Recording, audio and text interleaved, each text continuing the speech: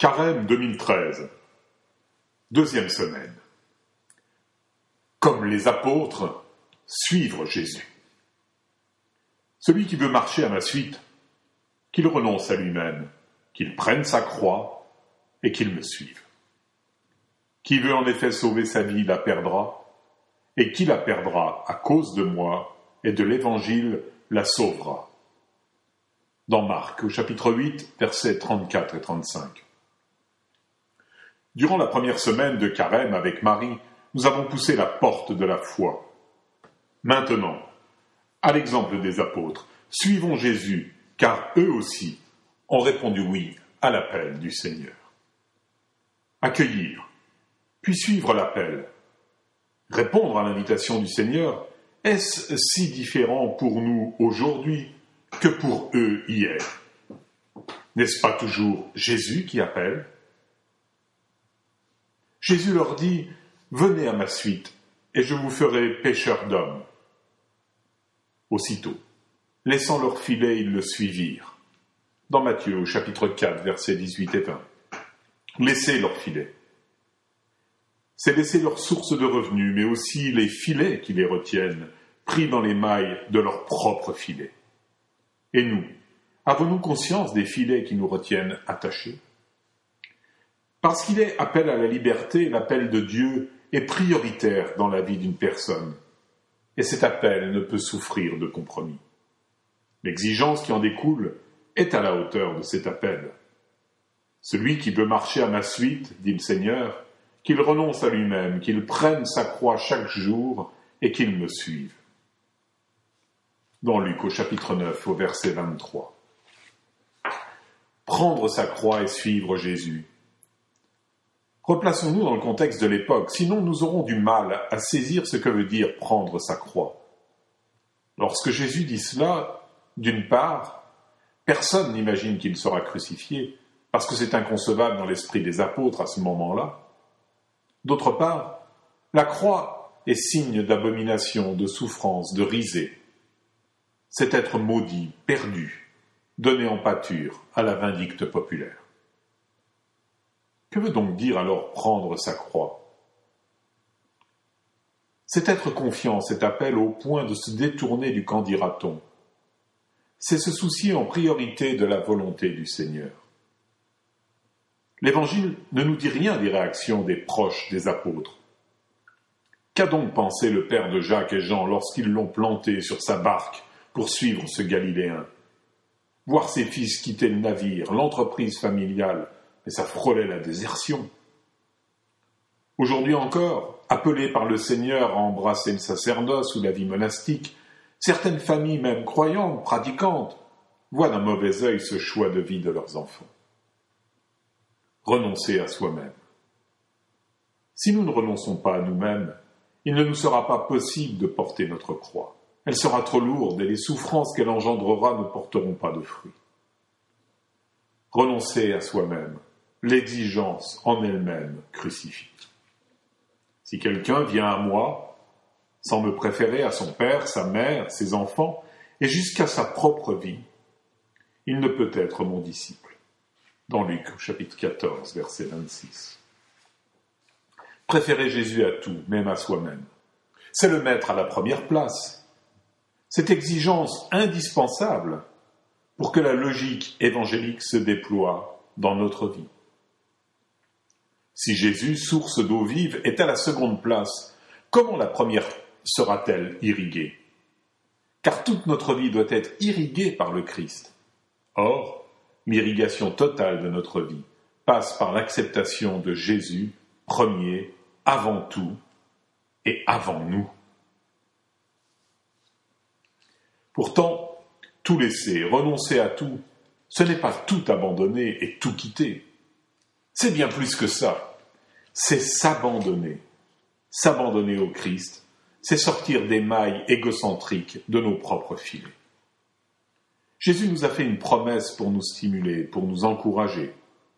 Celui qui perdra sa vie à cause de moi et de l'Évangile la sauvera. Dans Marc, au chapitre 8, verset 35. Il s'agit bien d'une question de vie ou de mort. Si on n'en comprend pas l'exigence, c'est que l'on n'est pas fait pour le royaume de Dieu, nous dit Jésus, dans Luc au chapitre 9, au verset 62. Il ne peut donc pas y avoir de demi-mesure avec Dieu. On y est, ou on n'y est pas. Si on y est à moitié, c'est qu'on n'y est pas. La seule mesure de l'amour est d'aimer sans mesure, nous rappelle saint Augustin dans ses sermons. C'est l'exigence attachée à la grandeur de l'appel d'enfants de Dieu que nous sommes devenus par le baptême.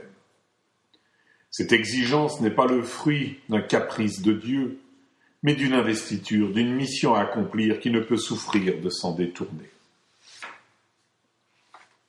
Or, dans notre vie chrétienne, nous passons une grande partie de notre temps à négocier la nature et le degré d'exigence de notre engagement. Il nous faut du temps. Oh, que le Seigneur a de la patience, pour que nous entrions avec une véritable paix et une véritable joie dans l'acceptation de ses exigences. Dieu veut que nous soyons sauvés tout entiers. On pense toujours au salut de notre âme, mais il s'agit de bien plus que cela, du salut de tout notre être, notre corps, notre âme, notre esprit, notre être dans sa totalité. Dieu désire que nous entrions tout entiers dans le ciel. Une jolie histoire vient illustrer ces propos. C'est l'histoire du musée au paradis. Un jour, il me fut donné par grâce de visiter pendant quelques heures le royaume des cieux. Pierre me guida. Ce n'était pas un jour de grande affluence, alors, en visitant ce lieu merveilleux, je rencontrai mon père, ma mère, quelques amis. Je ne vous dis pas la joie des retrouvailles. Puis Pierre, voyant le temps passer, m'invita à ne pas m'attarder et à continuer la visite. Nous arrivâmes alors non loin de l'entrée du paradis devant un grand bâtiment blanc magnifique. Je lui demandai, mais qu'est-ce que c'est ? Il me dit, c'est un musée. Et il me dit ça à voix basse, comme s'il ne voulait pas s'attarder. Un musée au ciel ? Je lui cachai pas ma surprise. Voyant encore mon intérêt tout terrestre pour ce genre de lieu, il m'invita à le visiter. Quelle fut ma surprise de voir dans une vitrine les 2 mains de tante Agathe. Je reconnaissais facilement ses mains grâce aux 2 bagues en diamant et en saphir qu'elle portait toujours. Je demandai à Pierre, mais comment se fait-il qu'il y ait les 2 mains de tante Agathe ? Et il me dit attristé, d'elle nous n'avons trouvé que ça. C'est vrai que tante Agathe disait toujours qu'elle mettait ses mains à la disposition du Seigneur. Je poursuivis la visite, je vis des pieds, des bras, des jambes, même des cerveaux. Mais que des bouts d'êtres. Mais où était leur propriétaire ? Nul ne le savait. Je vis au loin, au fond d'une grande salle, un monument magnifique, étincelant, immense. Je tirai Pierre par la manche pour qu'il m'y emmenât. Arrivé au pied d'un obélisque en pierre précieuse, je vis que c'était un monument érigé pour une de mes cousines. J'avais du mal à lire l'inscription et demandai à Pierre ce qu'il en était. Il me dit alors que ce monument était dédié à la confiance phénoménale que cette femme avait en Dieu. J'étais de plus en plus surpris. Mais elle, où est-elle ? Et là encore, Pierre dépité me dit « Nous n'en savons rien. Seule sa confiance est parvenue jusqu'à nous. Si vous la rencontrez, dites-lui que nous l'attendons. » N'ayons pas peur de suivre Jésus. On dit que Dieu est amour, mais à vue humaine, il est tellement imprévisible que cela nous effraie.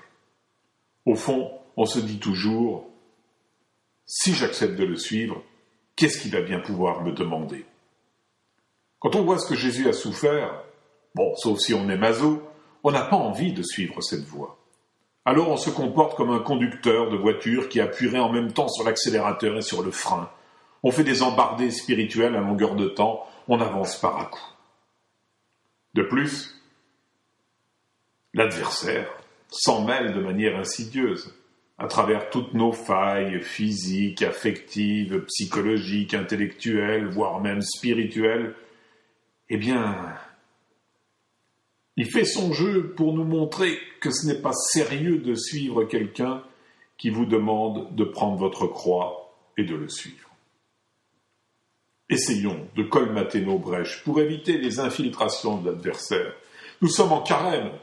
Et beaucoup d'entre nous se souviennent des petites boîtes en carton que l'on confectionnait pour y mettre l'argent économisé en se privant de confiseries, malabars, carambars, bonbons, chocolat, j'en passe. Il s'agit de passer d'une mentalité du royaume du malabar et du carambar à la mentalité du royaume de Dieu.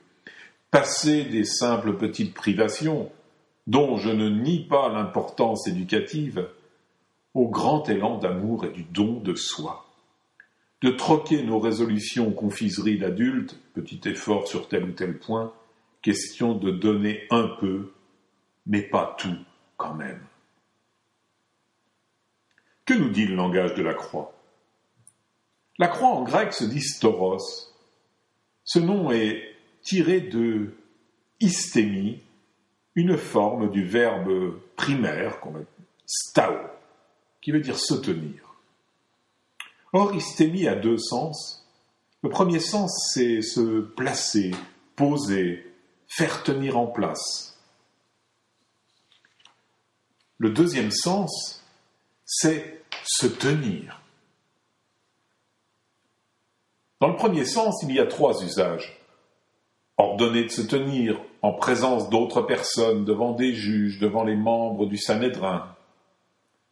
Ce qui veut dire que prendre sa croix, c'est être capable de faire face au monde et au jugement. C'est une manière de crucifixion. C'est aussi rendre ferme, établir, fixer des règles, faire en sorte qu'une personne garde sa place. C'est tenir, garder intact, être mis en sûreté, établir, soutenir l'autorité ou la force de toute chose. Prendre sa croix, c'est alors être fixé sur la bonne nouvelle, sur la loi d'amour de l'Évangile. C'est garder le dépôt de la foi. Celui qui prend sa croix est porté par elle. Ça a aussi comme sens de mettre ou placer dans une balance, de peser, de payer. Prendre sa croix, c'est alors manifester un jugement, non pas comme un acte condamnateur, mais comme un acte révélateur. Et dans le deuxième grand sens de hystémie, se tenir, c'est se tenir devant, debout, proche d'eux. C'est s'arrêter, se tenir immobile, ferme, comme les fondations d'un immeuble. Prendre sa croix et suivre le Christ, c'est alors se tenir ferme et devenir fondation du monde nouveau. Notre foi a pour fondation la foi des apôtres. Tu es pierre, et sur cette pierre je bâtirai mon église, dit le Christ, dans Matthieu 16, au verset 18.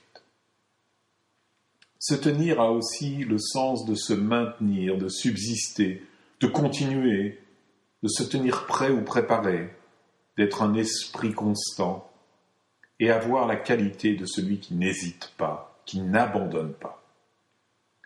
Et prendre sa croix, c'est alors tenir bon, ne pas hésiter, ne pas abandonner en cours de route, ne pas être les hommes d'un instant, mais être de ceux qui s'engagent toute leur vie. Alors, prendre sa croix. Nous sommes loin de l'imagerie sanguinolente que l'adversaire agite sous nos yeux. Prendre sa croix, c'est être déterminé dans l'amour.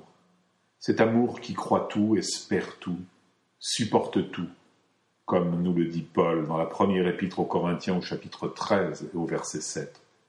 Un amour tellement surnaturel qu'il devient naturel en celui qui accepte de prendre sa croix et de suivre le Christ. Être chrétien, c'est être sur la croix, écartelé entre ciel et terre, au point de jonction entre l'expiration de la terre et l'inspiration du ciel.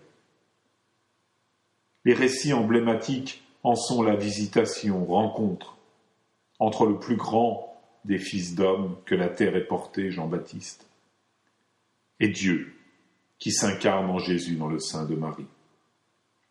C'est aussi l'emblème du Golgotha, où le Christ donne sa vie et ouvre le chemin pour l'homme nouveau, là où est mort Adam, l'homme pécheur.